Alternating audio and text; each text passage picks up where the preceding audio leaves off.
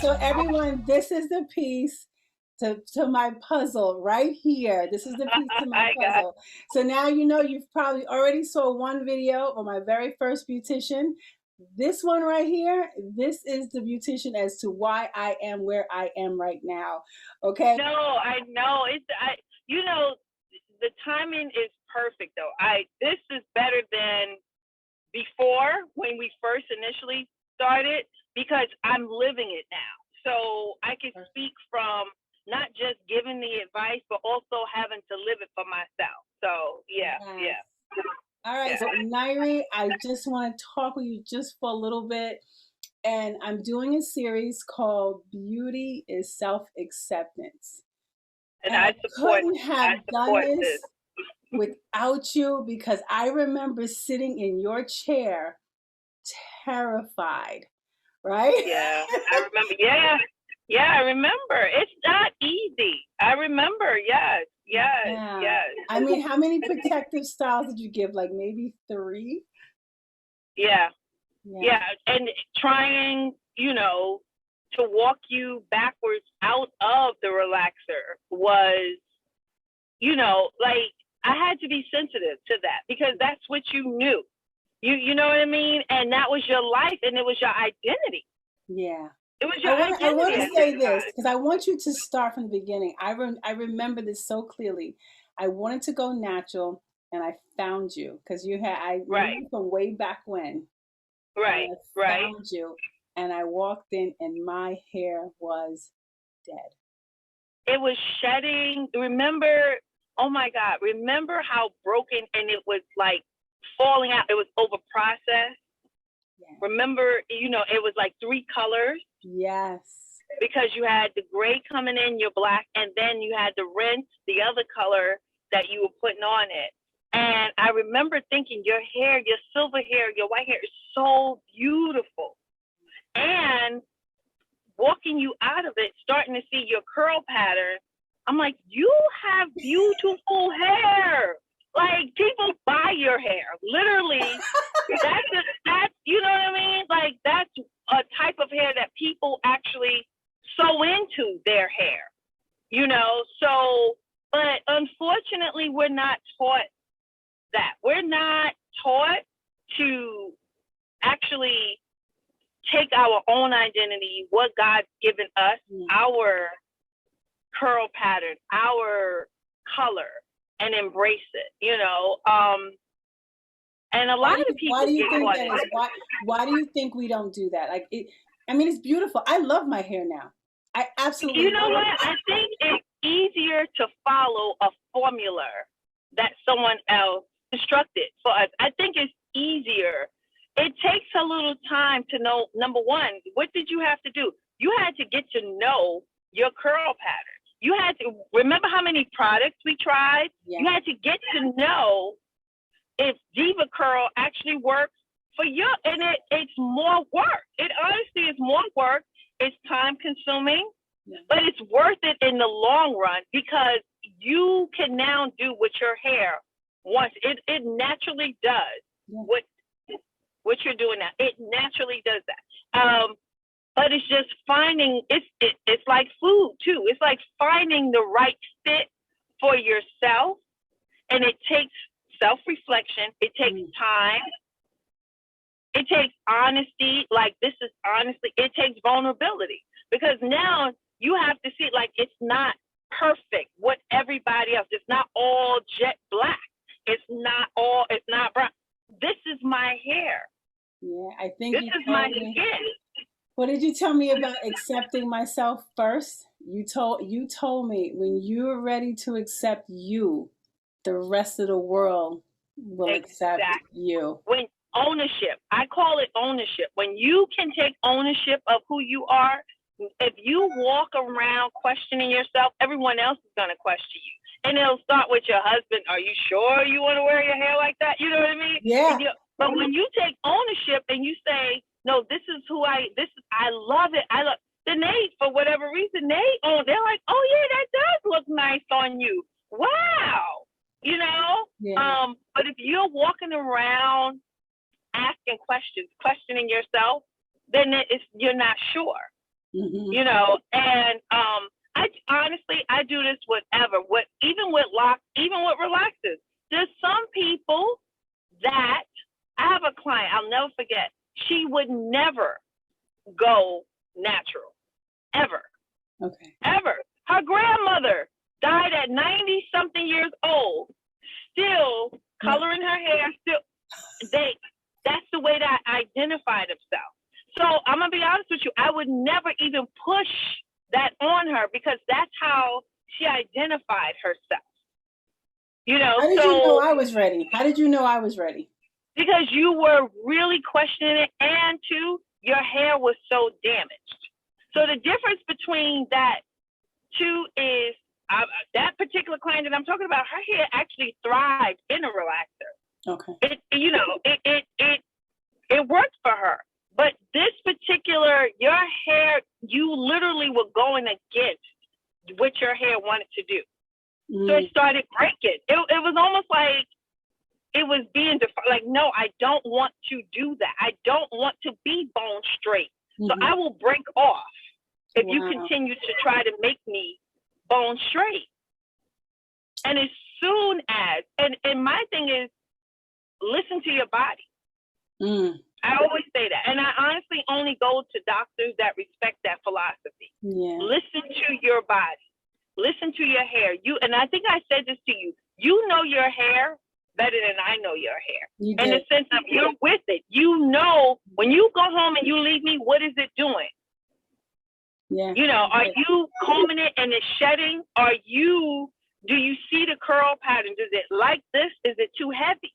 If I suggest something to you and you see your hair is weighted down, then that's not what it wants. It doesn't want that product. Yeah. And you said something really powerful, that my hair didn't want that anymore, and neither did I. Like in my spirit, I knew I no longer wanted, I just didn't know what else to do.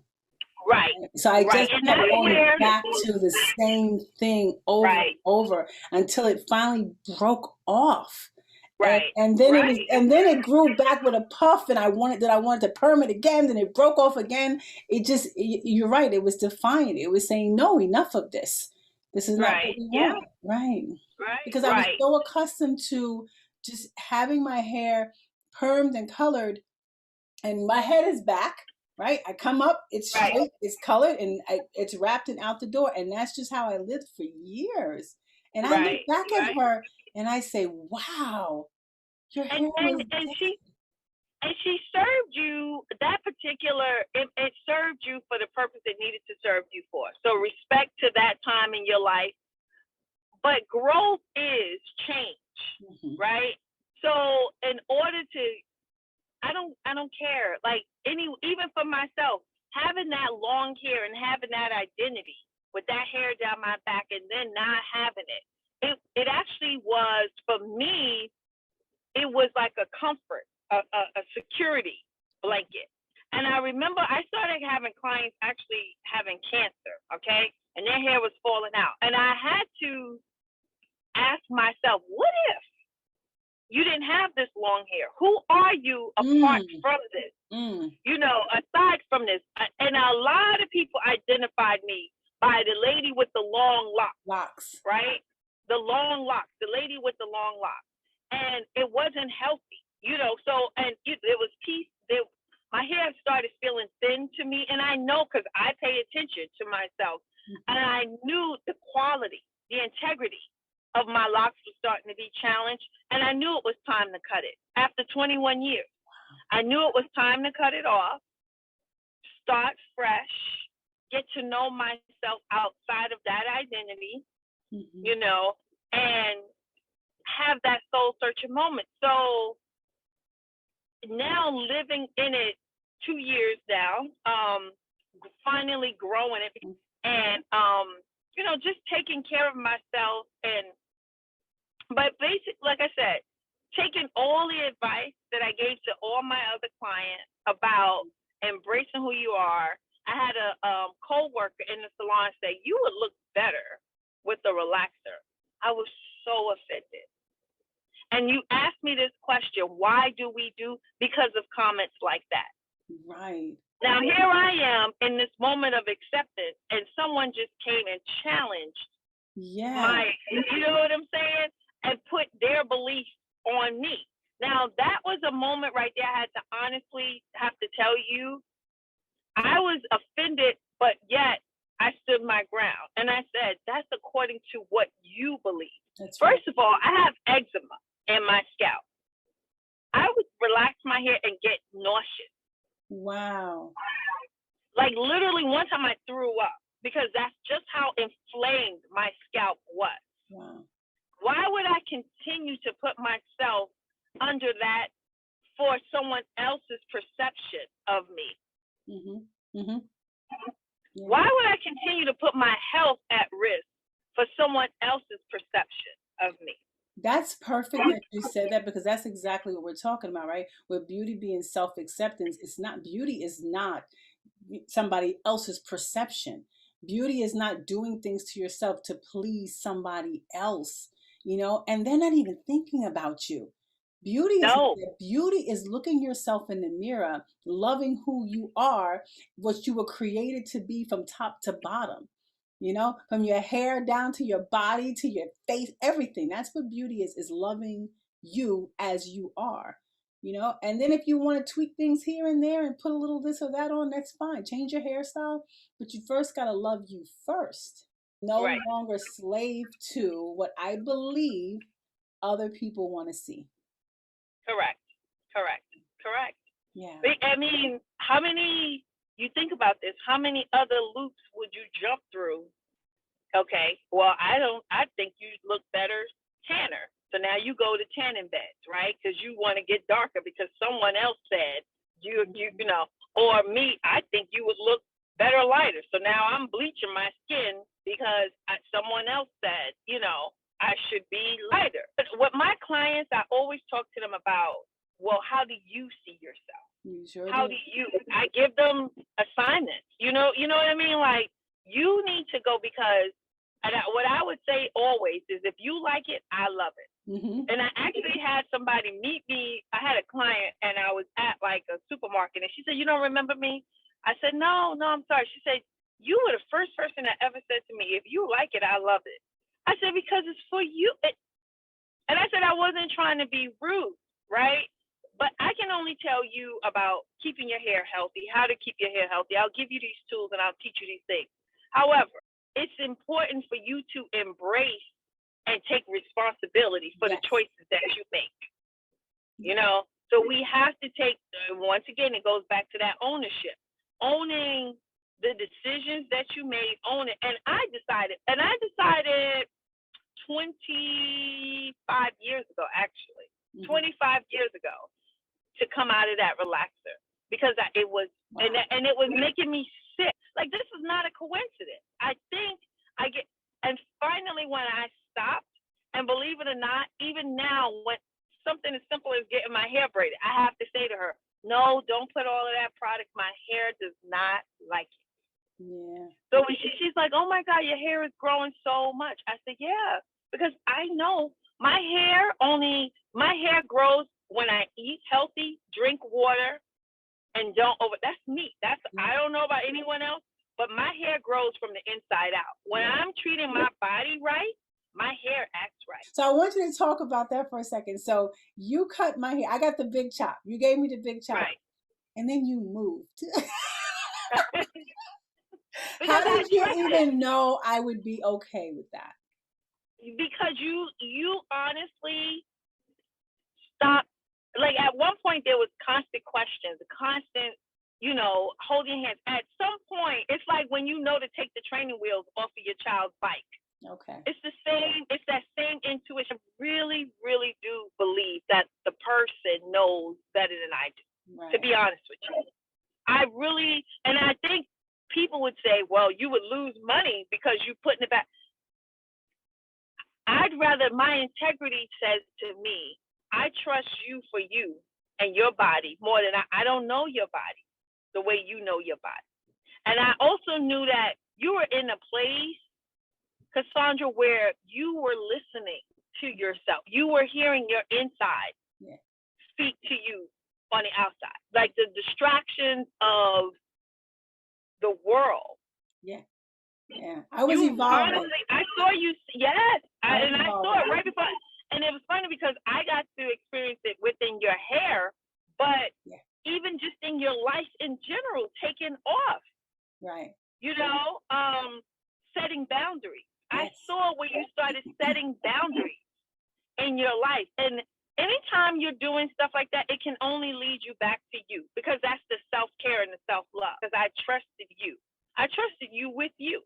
And I knew that I would always be wherever you needed me to be. It was just a phone call away, and anything that I could walk you through, you know. What do you tell a woman who is on the fence about going natural, and she's afraid? She's afraid of going natural because she's afraid of how she might look. She's afraid of what people might say. You know what? Like, so now you're going to speak to whoever watches this video. What do you tell that woman that is like on the fence? So there's so many. First of all, find you a hairstylist that can go with you through the whole process, because and that's just basically someone with the knowledge. So you find somebody with the knowledge that can walk you through the process, that's gonna help you with your hair. There's so many ways to go natural. You don't have to do the big chop. So many options. And if you're feeling that, and if your inside is telling you, not the internet, not the trends, if you're really, really feeling like, I really need, my hair is thinning, hormones, it's just not working, my hair is breaking off, it's time for you to go. It's time for you to do it. It's just a matter of how you're going to get to the other side. Let's just speak to them about the acceptance, right? How do they accept something that they haven't had in 20, 30, 15, whatever amount of years? Forever, right? Forever. Because I was getting a relaxer at 5. Yeah, they relaxed my hair at 5 years old. So you have to do it afraid. Definitely. You're going to be afraid. And it is scary. So I'm not going to tell you any of those things are not true. It is scary. You know what I mean? Research is key, and there's a plethora of information out there. Don't be afraid to have a conversation. Don't be afraid to stop somebody. This is another thing. You stop somebody in you're walking, you see somebody in the street, tap them. I love your hair. I think another one of those things is, like, we know, like, I know natural hair is for me. I know how I did, because I actually tried to do, it's funny, I did a weave. Someone asked me, have you ever done a weave? I did a weave and basically made it like my natural hair. So nobody knew it was a weave. I literally sewed in hair like my natural, nobody knew it was a weave. Oh, guys. So, like, why? Right? Right. Well, one of the things was to protect my hair, to give my hair a break from me touching, you know. But I'm just saying, like, that's just how well connected I am with myself, where I don't go way and try to have another identity, because it's just not me. Some people do that really, really well. They can change their hair and become a whole nother person. So, like, I like who I am. So it's for everyone else to have to deal with. And I think that's a huge right there. That's a huge part, is to like yourself, to love yourself, right? I tell some clients, you know, about mirror work, and just looking at yourself in the mirror in the morning and looking in your eyes and just connect with yourself, and you love who you see. Right. Now, it's not about what somebody else is telling. It's, do you love who you see? Do you connect with her? Do you love her? Right? And if you don't, that's another story. That's something else that you have to work on, like you said earlier, from the inside out. But to cover yourself up and to do all these things to yourself to look totally different, you know, that's what I don't subscribe to. Like, if you want to do something and look cute and enhance yourself, jewelry, accessories, as long as you're not hiding you. Right. right? If you're not recognizable, like if people are like, oh my God, I didn't even know that was you, that's where, because see, I want them to know it's me. Yeah. You know what I mean? Like, I want them to know, oh, that's Nyree. You know, her eyes are just popping today because she put some mascara on. She actually accentuated her good points, you know, but have that moment, sit with yourself, because I'm going to tell you this. You're going to meet that person again. That you've been avoiding all this time, they're going to come, you're going to meet that person again. So it's just better to go ahead and be comfortable with her or him now. Just go ahead and make your peace. That was another thing. I used to say that in the salon all the time. You got to make peace with it. Mm-hmm. When I met you, you had to make peace with the Cassandra that you were right then in that moment. In that moment, absolutely. In that moment, you had to make peace with what was going on with yourself at that moment. Especially as women, and as we get older, and the hormonal changes and skin, and I had clients say to me, "But you don't understand. My hair used to be, my skin used to be," and I'm like, "I do understand. Mm-hmm. I know you're not even lying to me, but it's not there right now. So now you have to figure out how to get back to that." Right.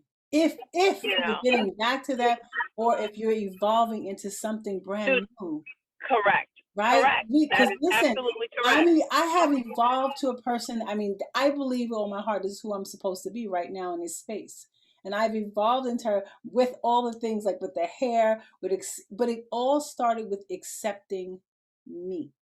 Accepting my hair gray, accepting my hair natural, accepting my skin the way it is, accepting my body as it is now, loving everything my body and my hair and everything has done for me to this moment. And now that I love her, it's serving you, right? Yes. Because honestly, it's serving you, and to be gracious. Yes. To be gracious, right? In that moment, to say, "Listen, my legs serve me, my hair served me as a crown. It's serving me, so I'm thankful for it." Mm-hmm. You know, that's. See, these are these are not popular topics. These are not popular. Everybody wants that quick fix, quick. But everything that we're talking about takes time. Mm-hmm. It takes time, and it takes love. It takes all of those things that we don't want to operate in. And I will tell I will tell you this. Here's the sore spot right here. It takes time, but we're absolutely 100% worth it. And where a lot of women struggle, they struggle with their worth. They struggle with their value. Right? Yes. They struggle with realizing that they're worth taking time. They're worth the process, right? And that comes with the love. I'm worth pampering me. I'm worth going through whatever I got to go through to get to the other side, right? Instead of just keep reverting back to what I think is easier, right? I'm worth fixing my food properly. I'm worth taking the time to take care of I'm worth washing my face once or twice a day. I'm worth that. Correct. Right? Correct. And it's not just about pleasing anyone. Listen, I'm the daughter. I'm good, right? I'm worth it. Yeah. You know, God shines down and He loves me. So why wouldn't I love me? That's correct. I always call myself God's girl. I'm God's girl. Yeah. You know, and you know, this all can seem like hype and fluff, but I promise you, the decisions that you make reflect what you believe about yourself. Yes. You know what I mean? Yeah. The decisions that you make reflect what you believe about yourself. So if you find yourself neglecting yourself, if you find yourself not accepting yourself, judging yourself, and this is all, I'm speaking from my own personal, I'm not speaking pointing fingers. I'm talking about me. There was a time when I had to be more gracious to myself, not to be so hard on myself. You know, and that's even a part of all of that self-love, being thankful for everything. You know what I mean? In all things, just being grateful for that, and cutting myself some slack, forgiving myself for being in an ignorant place, because when you don't know, you don't know. But when you do know, you're empowered now and apply. You know, so it's not even like, oh, let's judge the people that don't, you know. No, when you seek it, seek to know. Mm-hmm. You know, so and that listening to yourself, to me, that's key. I don't want to beat a dead horse. However, if you ask me don't even listen to me. Like, listen. I prefer listening, hear what's going on the inside of you, what that voice is saying to you, and being at peace with that voice. Correct. Every time I tell my story, you're always in it. You're always in it, because you held my hand in those scary moments, and you believed in me. You, like you said, you trusted me when I didn't trust myself. You held that space for me, you know, and you're like, you're gonna be okay, girl. Yeah. Listen, Nairi, I am so glad that we finally able to connect. Now you see why I feel this is so important to share. You know, it's not a popular topic. It's not. No. Really Because it's I know some women it's going to be very hard if they even want to finish watching, right? But the point is that I felt like in my spirit, it was something that I needed to get out. You know, people see me on social and they see me around, and oh, Sandy, she looks this on, but they don't know what I went through. Correct. Yeah. And what I want them to know, like I said, it's scary, yes, but you can do it afraid. I believe. That's what I believe in, the person that wants to do it. I believe in them. I honestly do.